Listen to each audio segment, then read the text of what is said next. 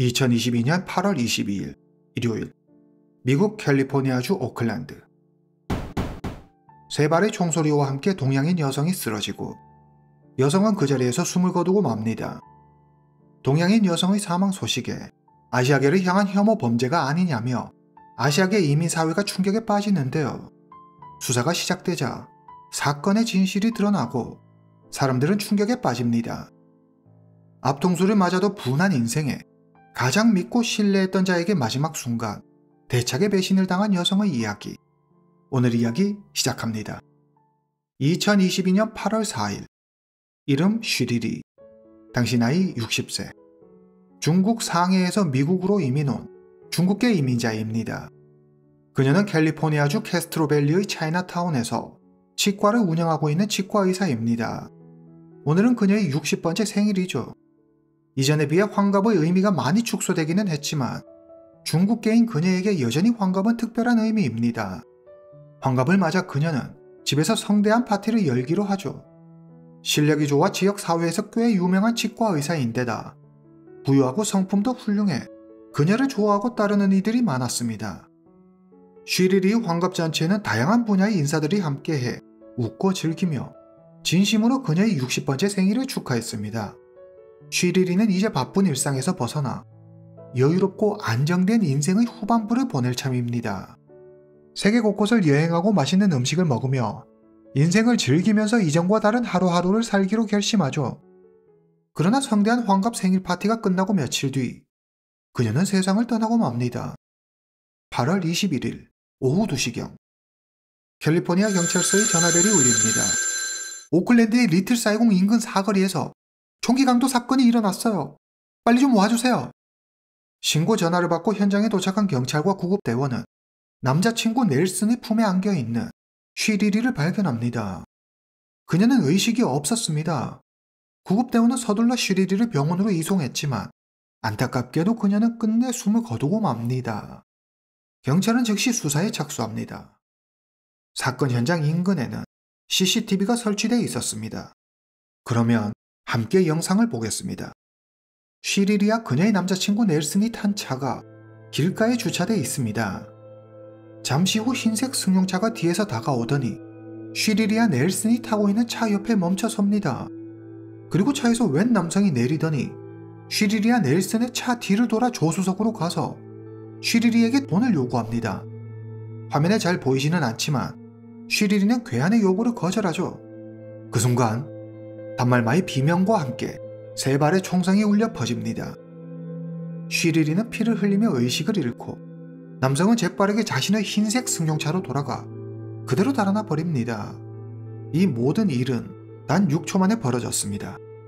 쉬리리의 남자친구 넬슨은 이 모든 걸 현장에서 목격했죠. 그는 단 몇 초 만에 오랜 세월을 함께한 사랑하는 여자친구를 잃었습니다. 넬슨은 눈물을 흘리며 비통한 얼굴로 차분하게 당시 상황을 경찰에 이야기합니다. 쉬리리하고 전 길 건너편에 있는 스파에서 마사지를 받을 생각이었어요. 2시쯤 길에 차를 세우고 쉬리리가 짐하고 옷을 차 트렁크에 넣어달라고 했어요. 그래서 짐을 가지고 차에서 내리려고 하는데 검은 그림자 하나가 눈앞을 쓱 지나가더라고요. 그러더니 조수석 창문에 웬 남자가 나타나더니 돈을 내놓으라고 위협했어요. 쉬리리가 싫다고 하니까 갑자기 총소리가 들리고 너무 순식간에 일어난 일이라 처음에는 이게 무슨 상황인가 멍하더라고요. 정신을 차리고 보니 쉬리리가 문 옆에 쓰러져 있었어요. 그녀의 등에선 피가 흐르고 있었고 저는 한 손으로 지혈을 하고 다른 한 손으로 그녀를 안았어요. 그리고 바로 911에 신고했죠. 20분쯤 지났을까 경찰과 구급대원이 현장에 도착했어요. 넬슨과 쉬리리는 15년 동안 연인 관계를 이어온 오랜 연인이었습니다. 73세의 넬슨과 60세의 쉬리리는 다소 나이 차이가 있었지만 평소 두 사람은 사이좋은 커플로 유명했습니다.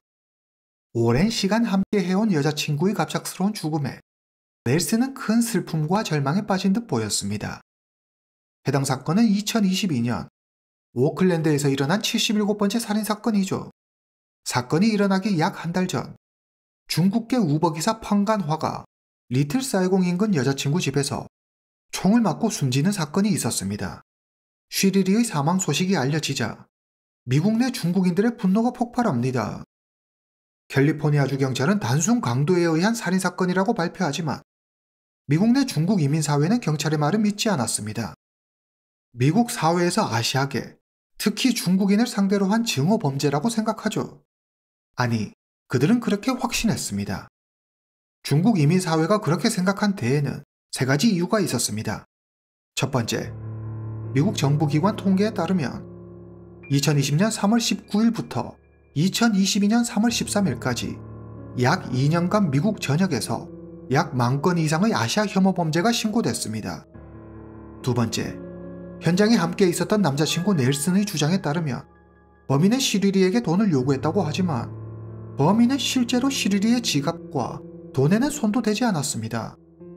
세 번째, 그리고 결정적으로 한 달 전 같은 시간, 같은 장소에서 중국계 남성이 사망하는 비슷한 사건이 일어났기 때문이죠. 남자친구 넬슨은 남자의 목적이 쉬리리가 분명했다고 말했습니다. 만약 쉬리리가 타깃이 아니었다면 자기가 살아있는 건 말이 안 된다면서 말이죠. 그는 부자인 쉬리리가 아시아계 혐오 범죄자들의 눈에 가시 같은 존재였을 거라고 주장합니다. 8월 22일, 미국 내 중국인들은 너나 할 것 없이 거리로 나와 시위를 벌였습니다. 그들은 아시아인에 대한 혐오를 그만 멈춰달라고 호소하죠. 오늘은 쉬리리였지만 내일은 누가 될지 몰라요. 제발 미국 정부와 경찰은 대책을 마련해 주세요. 넬슨의 누나는 미국에 있는 아시아인을 대상으로 한 증오 범죄가 날로 급증하고 있다며 미국 정부와 경찰의 책임 있는 자세를 촉구하며 빠른 시일 내에 범인이 잡히길 바란다고 이야기했습니다. 아시아계에 대한 혐오와 차별을 그만 멈춰야 한다는 집회와 시위가 미국 전역에서 일어나고 이 같은 움직임은 점점 거세졌습니다. 이날 밤 많은 이들이 쉬리리가 피살된 장소에 모여 그녀를 애도했습니다. 쉬리리의 친구와 지인들은 지난날 그녀와 함께했던 시간들을 그리워하며 눈물을 흘렸습니다. 쉬리리는 참 따뜻하고 주변을 잘 챙기는 사람이었어요. 명절 때면 파티를 열어 사람들과 음식을 나눠 먹고 주변 사람들한테 문제가 생기면 늘 자기 일처럼 여기고 도움을 줬어요. 쉬리리의 남자친구 넬슨은 언론과의 인터뷰에서 그녀와의 기억을 떠올리며 흐느낍니다. 그녀를 정말 사랑했어요. 특별한 사람이었죠. 그녀의 치과는 병원에 다녀갔던 사람들이 너무 좋다며 소문내서 다 유명해진 거예요. 모두가 그녀를 얼마나 좋아했는지 아시겠죠? 모두 그녀를 믿고 따랐어요. 난 그날 들었어요. 두세 발의 총소리를. 그녀가 그 자리에서 쓰러졌죠. 그래도 그때는 의식이 조금 있었던 것 같은데 말은 못했어요.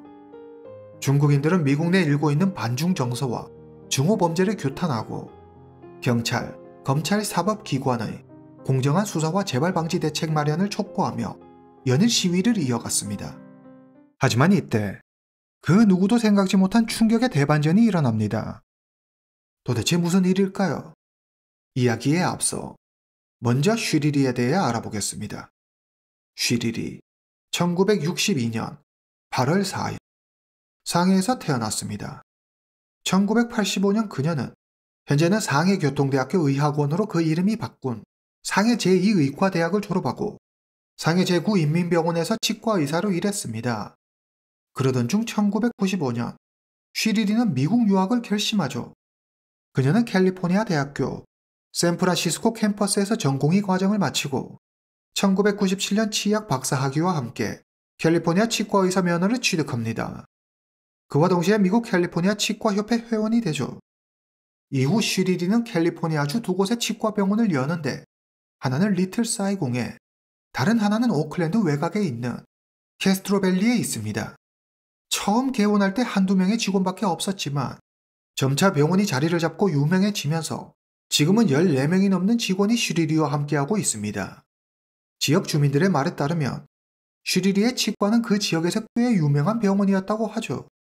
병원이 개원하고 25년 동안 많은 이들이 병원을 찾았으며 아기 때부터 해서 지금까지 쭉 쉬리리에게 치료받는 사람도 꽤 있다고 합니다. 쉬리리의 사망 소식이 알려지자 쉬리리의 환자들은 직접 병원으로 찾아와 그녀의 죽음을 안타까워하며 눈물을 흘렸습니다. 20년 넘게 슈리리와 함께 일한 병원 직원들은 슈리리는 열정적이고 책임감 있는 의사였다고 평했습니다. 그녀는 환자를 우선으로 생각했기 때문에 형편이 어려워 치료를 받지 못하는 사람들에게는 무료로 진료를 해주기로 했습니다. 그녀의 인품과 실력에 대해 지역사회의 소문이 나면서 병원은 늘 환자로 붐볐습니다. 그녀는 환자들에게 믿음을 주는 의사였죠. 그뿐만 아니라 어려운 이웃을 위해 매년 일정 금액을 기부하기도 했습니다. 그녀는 지역에서 열리는 축제나 행사에도 꾸준히 참여해 사람들을 하나로 모으고 지역이 발전하는 데 큰 도움을 주었습니다. 현재 한 의과대학의 부학장을 맡고 있는 쉬리리의 오랜 친구는 말합니다. 쉬리리는 남들 앞에서 춤추는 걸 좋아하는 무척 밝고 유쾌한 친구였어요. 그녀는 유명한 치과 의사였죠. 능력이 되니 큰 돈을 벌었어요. 1년에 약 80만 달러 정도 번다고 하더라고요. 오클랜드에 있는 집도 400만 달러가 넘을 거예요. 중국 상해에도 집이 있고 하여튼 엄청난 부자예요. 그렇다고 그걸 뽐내거나 하는 스타일은 또 아니었어요. 명품 백이나 이런 거에는 일절 관심도 없고 어려운 사람을 돕고 이웃과 어울려 사는 일에 관심이 많았죠. 여유가 넘치고 겸손한 사람이었어요. 그녀와 자주 만나서 밥을 먹었는데 언제부턴가 재테크에도 관심을 보이기 시작하더라고요. 쉬리리는 중국에서 결혼해 아이를 낳았습니다. 그리고 남편, 아들과 함께 미국으로 왔죠. 그녀의 남편은 아이오와주에서 공부했는데 공부를 끝내고 캘리포니아에서 쉬리리와 함께 살게 됩니다. 하지만 얼마 지나지 않아 쉬리리의 남편이 중국으로 돌아가고 싶어 하죠. 그러나 쉬리리는 그럴 생각이 조금도 없었습니다. 계속 미국에서 살고 싶었죠. 생각이 달랐던 두 사람은 결국 이별을 선택하고 헤어집니다. 그런데 세상 참 아이러니하게도 이때부터 쉬리리가 하는 일들이 모두 잘 풀리기 시작합니다. 병원도 날이 갈수록 번창이 빠르게 자리 잡죠. 재테크에 관심이 많았던 쉬리리는 이때 재테크 전문가 넬슨을 알게 됩니다. 넬슨은 재테크 컨설턴트로 1977년부터 자신의 투자 회사를 운영해 왔습니다. 넬슨 역시 상당한 부자입니다. 2022년 그의 순 자산은 약 1,300만 달러에 달했으며 포르쉐, 벤틀리, BMW 등 다양한 고급차를 소유하고 있었습니다. 갓 이혼한 쉬리리는 외롭고 쓸쓸했고 재테크라는 공통점에 두 사람은 빠른 속도로 가까워집니다. 넬슨을 만나고 쉬리리는 이전보다 더 밝고 자신감 넘치는 모습으로 변하죠. 그녀의 친구들 말에 따르면 넬슨은 음악과 춤을 좋아했어요. 쉬리리는 넬슨과 더 가까워지기 위해 발레와 피아노를 배우기 시작했죠. 원래는 무척 털털한 편이었는데 넬슨을 만나고는 털털한 성격의 그녀가 외모에도 엄청 신경을 쓰더라고요. 아마도 다 넬슨에게 잘 보이려고 그런 것 아니겠어요? 쉬리리는 평소에도 넬슨을 남편이라고 불렀어요. 그래서 우리는 당연히 두 사람이 부부인 줄 알았죠. 그런데 결혼을 안 했다니. 저희도 이번 사건이 일어나고 나서야 두 사람이 결혼하지 않고 연인 사이였다는 걸 알았어요. 미국 내 중국인들 사이에서 불안감이 커지는 가운데 드디어 쉬리리 살인사건의 범인이 체포됩니다. 경찰 조사가 시작되고 모두를 경악하게 한 믿을 수 없는 사실이 밝혀지는데요. 모두의 예상과 달리 해당 사건은 아시아계 혐오 범죄와는 무관한 단지 한 인간의 탐욕이 부른 비극이었습니다. 미국 내 중국 이민 사회를 들썩이게 한 이 엄청난 사건의 배후에 바로 쉬리리의 남자친구 넬슨이 있었죠. 사건이 일어나고 범인에 대한 단서를 가장 먼저 찾은 사람은 엽지호라는 사람이었습니다. 엽지호는 CCTV를 설치하고 관리하는 일을 하고 있습니다. 당시 사건 현장에 설치되어 있던 CCTV를 관리하는 일도 그가 하는 일 중에 하나였죠. 그는 CCTV 영상을 보고 수상한 점을 발견해 인터넷에 해당 영상을 올립니다. 범인이 탄 흰색 승용차는 쉬리리가 탄 검은색 차가 오기 약 45분 전부터 범행 장소에 서 있었습니다. 마치 누군가가 오기를 기다리는 것처럼 미리 현장에 도착해 있었죠. 쉬리리의 차가 모습을 드러내자 범인은 차에서 내려 바로 앞 운전석으로 가지 않고 일부러 돌아 쉬리리가 타고 있는 조수석으로 향합니다. 정확히 쉬리리가 어디에 타고 있는지 미리 알고 있었던 사람처럼 쉬리리를 정확히 노린 듯 그녀에게 다가갑니다. 쉬리리의 남자친구 넬슨 역시 미국인이지만 아시아계입니다. 만약 해당 사건이 아시아계 혐오 범죄였다면 범인은 왜 자신과 가까이에 있던 넬슨을 해치지 않고 일부러 돌아가는 수고를 하면서까지 슈리리를 해쳤을까요? 옆지호의 눈에 이 모습이 매우 이상해 보였습니다. 범인이 슈리리를 죽이는 데까지 단 6초밖에 걸리지 않았습니다. 범인은 곧장 슈리리를 향해 갔고 속전속결 그녀의 목숨을 빼앗아 버리죠. 영상을 본 옆지호는 범인은 처음부터 슈리리를 노리고 있었던 게 분명하다고 확신했습니다. 그래서 이 의문의 영상을 인터넷에 올리죠. 옆지호가 올린 영상을 본 네티즌들은 운전석에 타고 있던 남자친구 넬슨을 수상하게 여겼습니다. 조사 결과 사건 당일 슈리리와 넬슨 두 사람이 가려던 길 건너편에 있던 스파를 예약한 사람은 바로 넬슨이었습니다. 일부러 슈리리를 범행 장소로 유인하기 위한 계략이었죠. 슈리리를 총으로 쏜 자는 하심 베이슨, 당시 나이 33세. 그는 넬슨과 예전부터 알던 사이였습니다. 경찰은 베이슨의 휴대전화에서 넬슨이 슈리리를 살해해달라며 베이슨에게 살인을 의뢰하는 내용의 메시지를 발견합니다. 메시지에는 범행 일자와 장소 등 구체적인 계획이 들어있었죠. 사건 당일 사실 슈리리는 넬슨과 헤어지려고 마음먹고 있었습니다. 혹자는 슈리리의 이별 통보가 범행의 도화선이 되었을 거라고 이야기하지만 경찰의 생각은 달랐습니다. 경찰이 생각하는 넬슨의 범행 동기는 돈이었습니다. 넬슨은 이미 남부럽지 않은 재력을 가진 부자입니다. 하지만 인간의 탐욕은 끝이 없어 멈추질 못하죠. 그는 더 많은 부를 가지기를 원했습니다. 그는 오랜 년이 슈리리의 재산을 탐내기 시작하죠. 넬슨의 계획은 7월부터 시작됐습니다. 넬슨은 슈리리가 죽기 한 달 전부터 슈리리의 자산을 차지하기 위해 차근차근 준비하고 있었습니다. 넬슨은 슈리리 명의로 거액의 생명보험을 들고 수익자를 전처와의 사이에서 낳은 자신의 아들 베런으로 해두었습니다. 아버지 넬슨의 소식을 들은 아들 베런은 그다지 놀랍지도 않다는 반응을 보입니다. 아빠는 돈에 완전히 미친 사람이에요. 그리고 남을 조종하는 걸 즐기죠. 한마디로 소시오패스예요. 사람이나 동물이 고통받는 걸 즐기죠.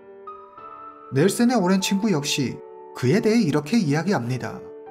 속마음을 알 수 없는 친구죠. 늘 가면을 쓰고 다니는 것 같았어요. 넬슨은 체포되기 5일 전 슈리리를 추모하는 음악회를 열었습니다. 그는 인당 50에서 200달러의 티켓값을 받았습니다. 넬슨은 음악회에 모인 사람들 앞에서 비통한 얼굴로 슈리리를 그리워하는 노래를 부르며 오랜 연인을 잃은 슬픔을 연기합니다. 그와 동시에 자신의 재단을 위한 모금 행사도 진행하죠.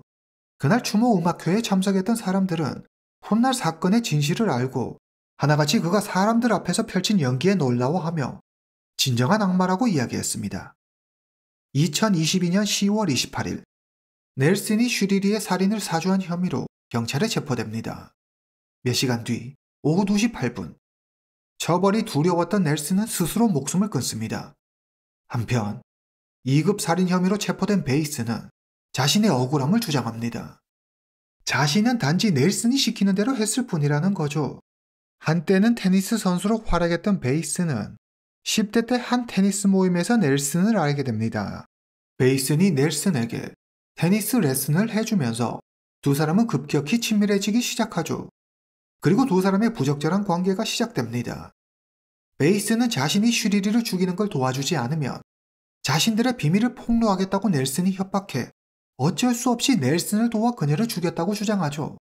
재판에서 베이스는 수사에 협조한 정황 등이 참작되지만 실제로 방아쇠를 당겨 슈리리를 죽인 건 베이슨이었기에 베이슨에게 15년 후 가석방이 가능한 종신형이 선고됩니다. 중국인을 타깃으로 한 혐오 범죄라며 미국 사회를 들썩이게 했던 오늘의 사건은 이렇게 끝이 납니다. 오늘 이야기는 여기까지입니다. 다음 시간에 뵙겠습니다.